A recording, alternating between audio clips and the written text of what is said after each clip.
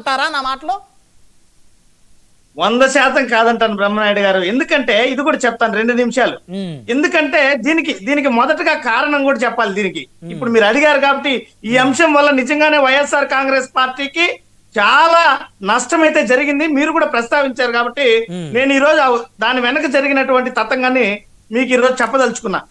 వాస్తవానికి ఎవరు అవునన్నా కాదన్నా తెలుగుదేశం పార్టీని కొమ్ము కాసేటువంటి సామాజిక వర్గం ఒకటి బలంగా ఉన్నా, జనసేన పార్టీకి రాజకీయంగా ఒక సామాజిక వర్గం బలంగా ఉన్నా, ఈ రోజు రాష్ట్రంలో అన్ని కులాలను మతాలను అన్ని రంగాలలో ఉన్నటువంటి అభిమానులను అన్ని కథానాయకులు సినిమా హీరోల అభిమానుల సమ్మేళనమే వైఎస్ఆర్ కాంగ్రెస్ పార్టీ.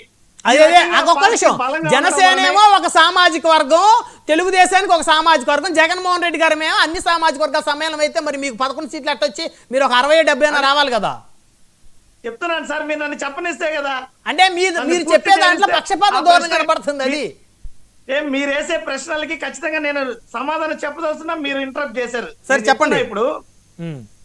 ఇప్పుడు నేను ఇందాక చెప్పినట్లు వైఎస్ఆర్ కాంగ్రెస్ పార్టీలో ఈ రోజు అన్ని హీరోలను అభిమానించేటువంటి అభిమానులు ఉన్నారు, అన్ని కులాల వారు, ఎస్సీ ఎస్టీ బీసీ మైనారిటీలు.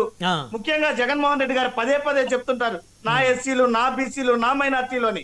ఈ రకంగా పార్టీ దృఢంగా స్ట్రాంగ్ గా ఉండడం అనేది కొంతమంది దుష్ట శక్తులు జీర్ణించుకోలేక ఆ రోజు చిరంజీవి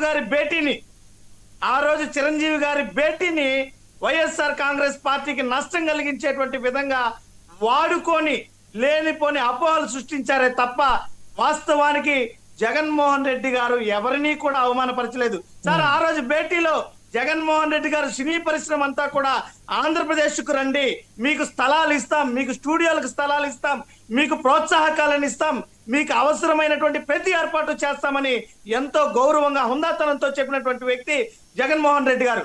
కానీ భరించలేని ఓర్వలేనటువంటి జనసేన పార్టీ తెలుగుదేశం పార్టీ శ్రేణులు చేసినటువంటి దుష్ప్రచారం చిరంజీవి గారికి అవమానం జరిగింది. మరి ఈరోజు చిరంజీవి గారే స్పష్టం చేశారు ఏమని, జగన్మోహన్ రెడ్డి గారు ఎంతో సాధారణంగా ఈరోజు చిరంజీవి గారు జగన్మోహన్ రెడ్డి గారిని పొగడాల్సిన అవసరం లేదే, అధికారంలో లేదే, అక్కడేం పొగడలేదే, ఆ లెటర్ లో పొగినట్టేం లేదే. బ్రహ్మనాయుడు గారు నన్ను ఎంతో హుందాతనంగా వారు సాధారణంగా ఆహ్వానించారు, నన్ను ఎంతో మర్యాద పూర్వకంగా వారు పలకరించారు, మమ్మల్ని శ్రద్ధగా మాకు కావాల్సిన విన్నారన్నటువంటి ఉద్దేశం వస్తే అది గౌరవించినట్టే కదా, పొగిడినట్టే ఒక రకంగా. అంటే నా భావనలో చెప్తున్నాను నేనేమంటున్నానంటే ఒక్కటి సార్, కేవలం ఆ రోజు చిరంజీవి గారి ఎపిసోడ్ ని ఆ రోజు ప్రతిపక్షంలో ఉన్నటువంటి పార్టీలు ఒక అస్త్రంగా తీసుకొని ఈ రకమైనటువంటి ప్రచారానికి తెరలేపింది విషయమే తప్ప మరొకటి లేదు.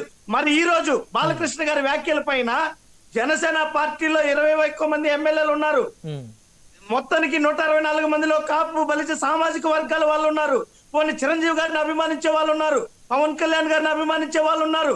ఈ రోజు చిరంజీవి గారిని పవన్ కళ్యాణ్ గారిలో చూసుకుంటున్నాం అంటున్నారు కొంతమంది. మరి పవన్ కళ్యాణ్ గారు మా ఆత్మగౌరవాన్ని నిలబెడతారనేటువంటి వ్యక్తులకి ఈ రోజు నోర్లు లేవట్లేదా? చిరంజీవి గారిని అవమానిస్తే దాసరి నారాయణరావు గారు అట్లాంటి గొప్ప వ్యక్తులు, అంతకు ముందు కృష్ణ గారు, అంతకుముందు ఎన్టీ రామారావు గారు ఇండస్ట్రీని ఏ రకంగా ముందుకు తీసుకెళ్లాలని ఆలోచించే వ్యక్తుల్లో ఇప్పుడు చిరంజీవి గారు ఇండస్ట్రీకి ఒక పెద్ద దిక్కుగా ఉన్నటువంటి వ్యక్తి. మరి అలాంటి వ్యక్తిని మాట్లాడితే ఈ రోజు వీళ్ళ నోర్లు లేవట్లేదా?